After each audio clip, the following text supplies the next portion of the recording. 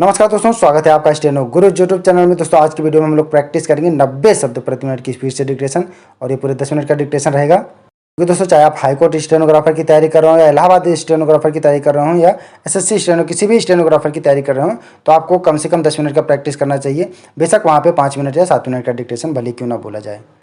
जब आपकी प्रैक्टिस अच्छी रहेगी तो आप आसानी से डिक्टेशन लिख पाएंगे। और यह डिक्टेशन दोस्तों आपको 90 शब्द प्रति मिनट की स्पीड से रहेगा। डिक्टेशन लिखने के बाद वीडियो आपको कैसी लगी, अपना सुझाव हमें कमेंट बॉक्स में ज़रूर देना, ताकि हम आगे आने वाले डिक्टेशन में और बेहतर कर सकें। तो ज़्यादा समय न लेते हुए चलिए शुरू करते हैं। दोस्तों यह जो डिक्टेशन है ये हमारी मंथली पत्रिका से अभ्यास 7 और 8 से रहेगा। अगर उसका पीडीएफ आपको चाहिए तो वीडियो के डिस्क्रिप्शन में लिंक दिया गया, वहाँ से डाउनलोड कर सकते हैं। Ready, start. अध्यक्ष महोदया, मैं नहीं जानता गाजा क्षेत्र में जो हो रहा है उसको कैसे अभिव्यक्त किया जाए। निर्दोष लोगों की हत्या की जा रही है, उन्हें निर्मम तरीके से मारा जा रहा है। जो हो रहा है वह अंतर्राष्ट्रीय मानवाधिकारों का सरेआम उल्लंघन है। कोई भी इसके बारे में बोल नहीं रहा है। दुर्भाग्य से ये सभी बड़ी शक्तियाँ इस गंभीर मानवाधिकारी मुद्दे को टालने के लिए लुका छुपी खेल रही हैं। अतः भारत की जिम्मेदारी है, भारत हमेशा ही फिलिस्तीनी लोगों के साथ खड़ा रहा है। महात्मा गांधी और जवाहरलाल नेहरू के समय से ही हम फिलिस्तीनी लोगों का समर्थन करते रहे हैं। ये मानवाधिकार उल्लंघन रोका जाना चाहिए। अध्यक्ष महोदया, मैं केवल 1 मिनट और लूँगा। महिलाओं और बच्चों को भी नहीं छोड़ा जा रहा है। अतः अंतर्राष्ट्रीय समुदाय का यह मौन दुखद है। इसकी निंदा भी की जानी चाहिए। इजराइल द्वारा गाजा पर अतिक्रमण आरंभ करने से लेकर अब तक 37 बच्चों, 24 महिलाओं और 12 वृद्धों सहित 180 लोग मारे जा चुके हैं और लगभग 1260 लोग घायल हो चुके हैं। मैं इस सभा से इसकी भी निंदा करने का अनुरोध करूंगा और भारत सरकार से इस मामले को अंतर्राष्ट्रीय संगठन संयुक्त राष्ट्र के साथ उठाने का आग्रह करूंगा। फिलिस्तीन के राष्ट्रपति महमूद अब्बास ने पहले ही संयुक्त राष्ट्र महासचिव बान की मून को इस मामले में लिखा है। अतः यह देश का अति महत्वपूर्ण दायित्व है। यह देश हमेशा हिंसा, युद्ध और ऐसी प्रत्येक चीज की निंदा करता रहा है। यह देश हमेशा से फिलिस्तीनी लोगों का समर्थन करता रहा है। यह देश के अंतर्राष्ट्रीय मुद्दे पर चुप्पी नहीं साध सकता है। इसलिए मैं कहना चाहता हूं कि भारत सरकार को यह मामला संयुक्त राष्ट्र संघ के समक्ष रखना चाहिए और अब तक देश में जिस आदर्श का अनुसरण किया गया है उसके अनुरूप आवश्यक कार्रवाई करनी चाहिए।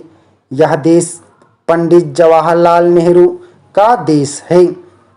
यह देश महात्मा गांधी जी का देश है। इस देश ने ऐसे सभी मामलों का समर्थन किया है और यह देश फिलिस्तीनी लोगों से संबंधित अंतर्राष्ट्रीय मामले का समर्थक रहा है। महोदया, मुझे इस मानवीय त्रासदी जो कि गाजा पट्टी में घटित हो रही है पर बोलने का अवसर प्रदान करने हेतु मैं आपको धन्यवाद ज्ञापित करता हूं। जैसा कि आप जानती हैं कि इजराइल द्वितीय विश्व युद्ध के पश्चात साम्राज्यवादियों का देन था और फिलिस्तीनी लोगों को एक लंबे समय तक बिना स्वदेश के छोड़ दिया गया था और एक लंबे संघर्ष के पश्चात अंततः यह निर्णय लिया गया कि फिलिस्तीनी लोगों को उनके रहने के लिए क्षेत्र के 2 टुकड़े प्राप्त होंगे। भारत में राष्ट्रीय नागरिकता कानून को लेकर विरोध के स्वर उभर रहे हैं। कहा जाता है कि धर्म के आधार पर किसी को नागरिकता देने से नहीं रोका जा सकता। उधर पाकिस्तान में सिखों को बाहर निकालने की मांग उठ रही है। सिखों के सबसे पवित्र धर्म स्थल ननकाना साहिब गुरुद्वारे को घेर कर पत्थर फेंके गए। सिखों को देश से बाहर भगाने, गुरुद्वारा ढहाने और शहर का नाम बदलने की मांग उठी। यह अजीब विरोधाभास है। इधर भारत सरकार तर्क दे रही है कि हमारे कुछ मुस्लिम बहुल पड़ोसी देशों में गैर मुस्लिम समुदाय के लोगों को धर्म के आधार पर प्रताड़ित किया जा रहा है। उधर पाकिस्तान ने ऐसा कर दिखाया जिससे पूरी दुनिया का ध्यान आकर्षित हुआ है। हालांकि ननकाना साहिब में हुई घटना के पीछे गुरुद्वारे की ग्रंथी की बेटी को अगवा कर धर्मांतरण कराने और फिर उससे विवाह करने को लेकर पैदा हुआ तनाव मुख्य वजह बताई जा रही है। मामले को रफा दफा करने के लिए पाकिस्तान प्रशासन ने लड़की को उसके घर पहुंचा दिया, पर इतने भर से मामला शांत होता नहीं जान पड़ता। स्थानीय लोगों का कहना है कि सिख समुदाय के लोग स्वेच्छा से लड़कियों का धर्मांतरण नहीं होने देते। इसे लेकर उसमें नाराजगी है। दरअसल ननकाना साहिब में हुई घटना पाकिस्तानी हुक्मरान और वहाँ के समाज में व्याप्त तंगनजरी का नतीजा है। जब भी भारत में कोई राजनीतिक हलचल होती है तो पाकिस्तान में सबसे पहले हलचल देखी जाती है। विभाजन के बाद से ही वहाँ ऐसी समझ पैदा कर दी गई है कि वहाँ के लोग भारत को अपना स्वाभाविक दुश्मन मानते हैं। यही वजह है कि कश्मीर मसले पर लगातार भारत को चुनौती देता रहता है।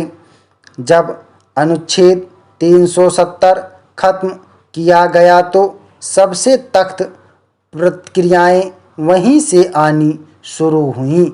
अब जब नागरिकता कानून में बदलाव किया गया है और इसके जरिए भारत सरकार ने रेखांकित किया है कि पाकिस्तान में रह रहे गैर मुस्लिम समुदाय के लोगों के साथ भेदभाव और प्रताड़ना का सिलसिला जारी है, तो उसमें सख्ती स्वाभाविक रूप से उभरी है।